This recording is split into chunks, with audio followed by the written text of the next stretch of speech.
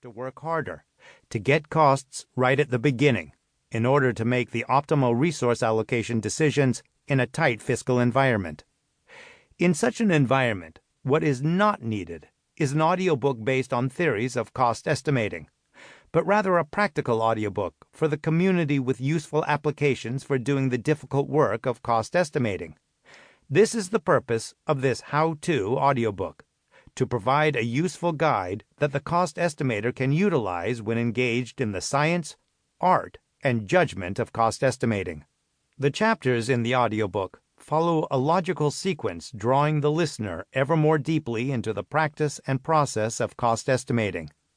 It begins in chapters 1 and 2 with useful introductory material presenting key definitions, describing the DoD policy, statutory and regulatory environments, and setting the frameworks within which cost estimating is done. Chapter 3 first explains the non-DoD acquisition process, and then takes the listener into the reality of beginning a cost estimating assignment by discussing cost analysis requirements, methodologies, and processes. Chapter 4 and 5 explain the sources and uses of data, emphasizing the importance of methods for working with different types of data from disparate sources and different time periods. Chapters 6 through 9 will perhaps become the most listened to of the audiobook, explicating, as they do, the statistical methodologies and regressions that are essential to cost estimating. The concept of learning curves, perhaps the most misunderstood aspect of cost estimating, is addressed in chapters 10 through 12. Chapters 13 through 15 then discuss specific topics in cost estimating, use of analogous costing, single variable cost factors, step-down functions, allocation of profit and overhead costs, and software cost estimating. Chapter 16 addresses the critical challenges associated with risk and uncertainty, and considerations when conducting a cost-benefit analysis. The audiobook concludes in Chapter 17 with a summary to tie any loose ends together. Taken together, the chapters of this audiobook provide a one-source primer for the cost estimating professional.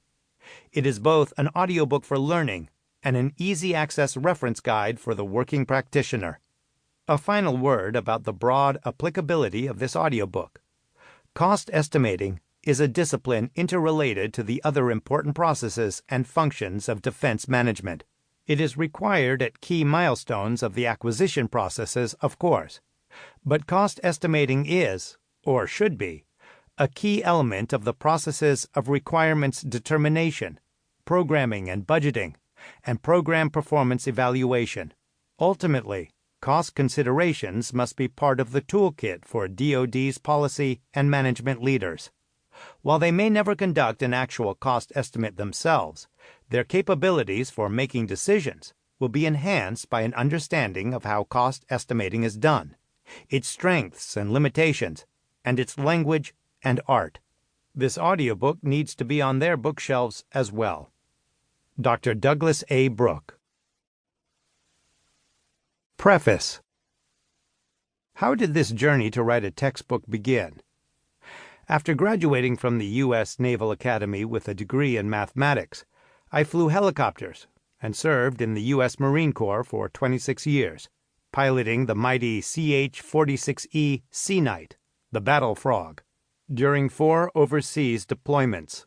Along the way, I earned my primary master's degree in operations research from the Naval Postgraduate School. One of my favorite classes while there was in cost estimation, and in particular, I liked the usefulness and practicality of the subject matter. After graduation, I was fortunately assigned to the Marine Corps Research, Development, and Acquisition Command, MCRDAC, now MARCOR-SYSCOM, in Quantico, Virginia for 3 years in Program Support Analysis, PSA, where I exclusively concentrated on cost estimation and test and evaluation. Those 3 years calculating costs, utilizing numerous quantitative methods, briefing seniors on the analysis and results found, very much stoked the fire in me for this area of study. I returned to the fleet and flew and deployed a few more times over the next 9 years, and then returned to NPS as a military faculty.